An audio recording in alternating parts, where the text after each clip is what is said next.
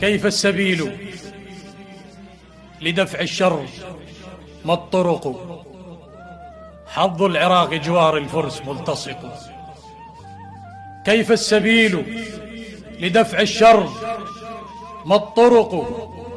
حظ العراق جوار الفرس ملتصق. أنحمل الشمس والتاريخ في دمنا كي نبرح الهم والأحزان والأرق.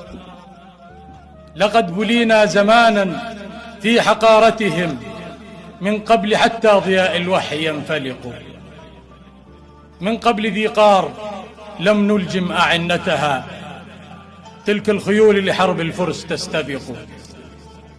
من قبل ذي قار لم نلجم أعنتها، تلك الخيول لحرب الفرس تستبق.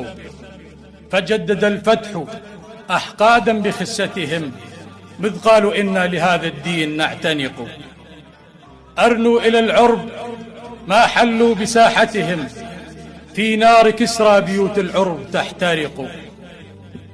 فلو دعوهم مجوسا في ديانتهم ما كان أتعبنا حقد ولا قلق.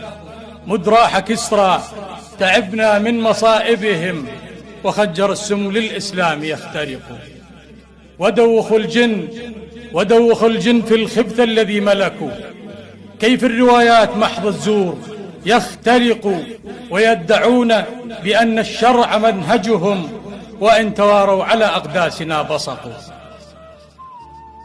محو العروبة والإسلام غايتهم، إذ حالفوا الروم ضد الدين واتفقوا. ويدعون نصر القدس فيلقهم، وهم إلينا بهذا الجيش ينطلق. حتى النبي تأذى من سفالتهم، وكعبة الله بالنيران كم رشقوا. وحول العرب أعداء لبعضهم، ومزقونا وذي أحوالنا فرقوا. لم يغلبونا رجالا في شجاعتهم، لكنه الشر سيف الغدر يمتشق. هذا العراق تشظى في خناجرهم، وصوت بغداد بالويلات يختنق. إذ أغرقوا الأرض جرذانا تموج بها، لتترك الأرض بالنيران تحترق. ما سامن القهر إلا من بني دمنا، عافوا الصهيل لأجل الفرس إذ نهقوا. وهذه الشام تبكي زهوها وجعا، مذ غادر الأهل والأفراح والألق.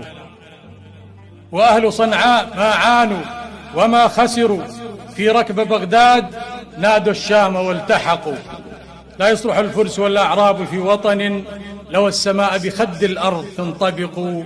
يا نسل ساسان يا نسل ساسان يا فيروس أمتنا، ستغلبون وهذا الزحف ينسحق. ستغلبون وهذا الزحف ينسحق.